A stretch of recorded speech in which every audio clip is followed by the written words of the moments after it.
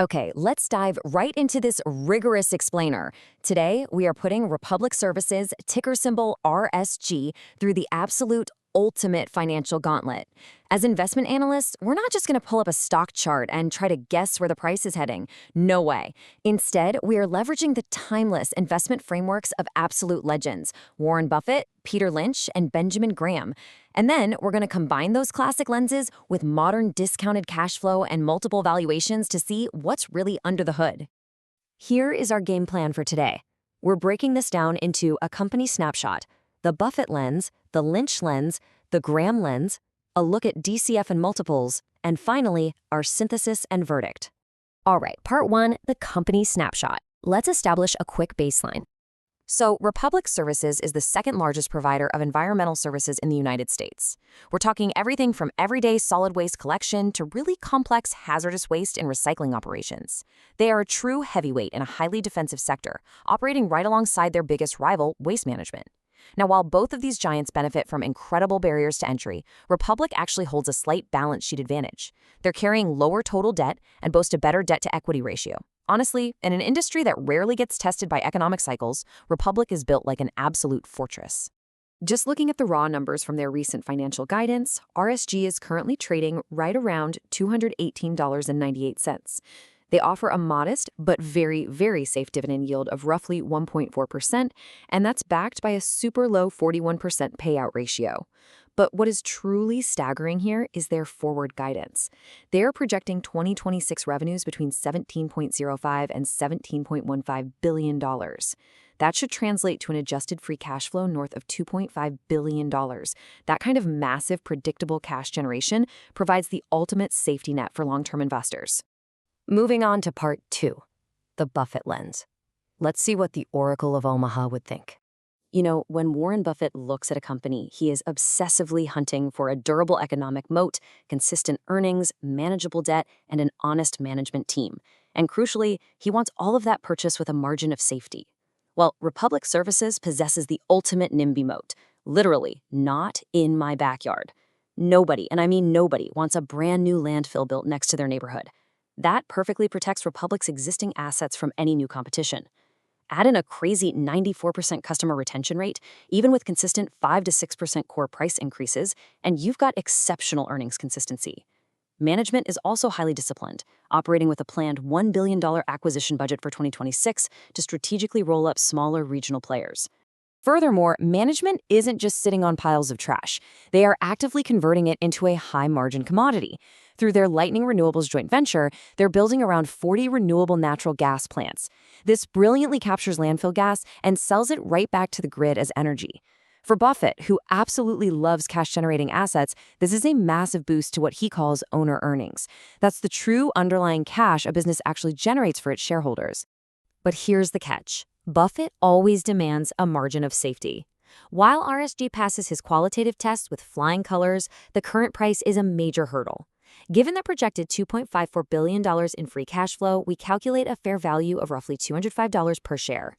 If a strict Buffett-style investor demands a 15% margin of safety to protect against downside risk, their target entry price would sit right around $175. Let's shift gears to part three, the Lynch lens. Legendary investor Peter Lynch famously categorized companies into different buckets to understand exactly what he was buying. Lynch would confidently classify RSG as a classic stalwart. It's a defensive powerhouse. Sure, it's not some fast-growing tech stock, but it offers steady, predictable, single-digit growth, historically expanding its margins slowly through disciplined pricing and efficiency improvements. In a recession, people still need their trash collected, right? That makes stalwarts incredible defensive plays for your portfolio. But the key question for any Lynch investor is this: are you overpaying for that steady growth? Lynch loved the PEG ratio, which is the price to earnings multiple divided by the growth rate. A PEG of 1 is generally considered fair value. Well, for Republic Services, that PE ratio is definitely stretched, with a trailing PE pushing 30x and projected organic volume actually expected to decline slightly by 1% as they shed some low-margin contracts. Their EPS growth is hovering in the mid-single digits. That makes the PE ratio quite high. However, Lynch also loved looking for insider confidence, and RSG's massive $3 billion share buyback program running through 2026 acts as a powerful counterbalance. It signals that management deeply believes their own stock is a great investment. So, from a Lynch perspective, it's an amazing company, but currently a hold, based purely on that high PEG. All right, moving to part 4, the Graham Rents.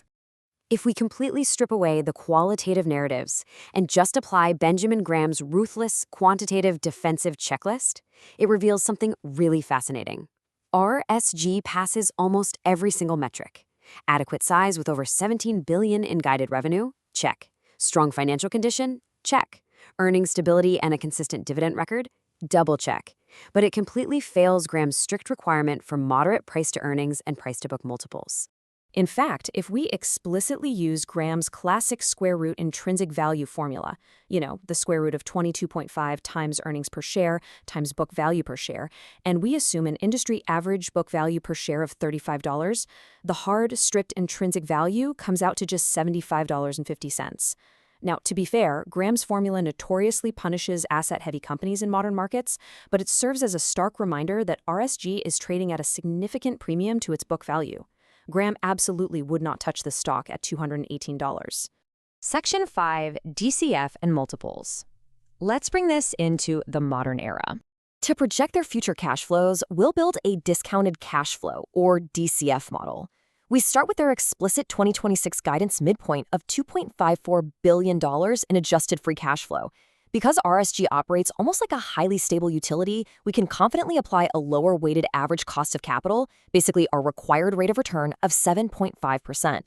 For the terminal value, we'll assume a 2.5% perpetual growth rate, which is heavily supported by their aggressive pivot into renewable natural gas and those advanced polymer recycling centers. By stressing these assumptions in a sensitivity table, we can clearly see how the valuation shifts around. In our base case scenario, that 7.5% discount rate and 2.5% terminal growth, the fair value hovers right around $205 per share. Now, if they can push that terminal growth to 3%, the value jumps up to $228. But at $205, the stock is currently trading slightly above our calculated intrinsic value. Looking at alternative models, RSG is currently trading at an enterprise value to EBITDA multiple of 13.7x. That basically means the market values the entire company at roughly 14 times its core operating earnings. Paired with a forward free cash flow yield of exactly 4%, these metrics confirm that investors are happily pricing in a premium for these highly predictable, cash-rich earnings. And finally, part 6, synthesis and verdict. Let's pull this all together. Bringing all of these legendary perspectives and modern financial models together reveals a very, very clear split. The strict, old-school value frameworks, especially Graham, view the stock as vastly overpriced right now. Buffett would love the business, for sure, but he'd demand a pullback to around $175 for safety. Lynch would hold. However, modern cash flow models peg the fair value around $205, and Wall Street analysts, who are heavily driven by the strong momentum and RNG upside, have a consensus target way up at $244.75. The core reason for this market premium is simple: flawless execution. Republic Services delivered a massive 32% EBITDA margin expansion recently, and their 2026 guidance proves they can effortlessly pass inflation onto consumers while actually expanding their profitability through their environmental solutions and recycling initiatives. Therefore, our final verdict as investment analysts is a firm hold at the current price of around $218.98. Republic Services is a phenomenal, moat-protected business with incredibly smart management, but it is fully priced today. For the disciplined investor, the right move here is to wait for broader market volatility to create a pullback closer to that $185 to $200 range before initiating or adding to a position. I'll leave you with this provocative thought to consider. As Republic Services continues to successfully transform literal garbage into highly profitable renewable energy and recycled plastics, one really has to wonder, just how high can the circular economy push these cash flow margins? Keep a close eye on RSG. The future of trash is looking incredibly lucrative.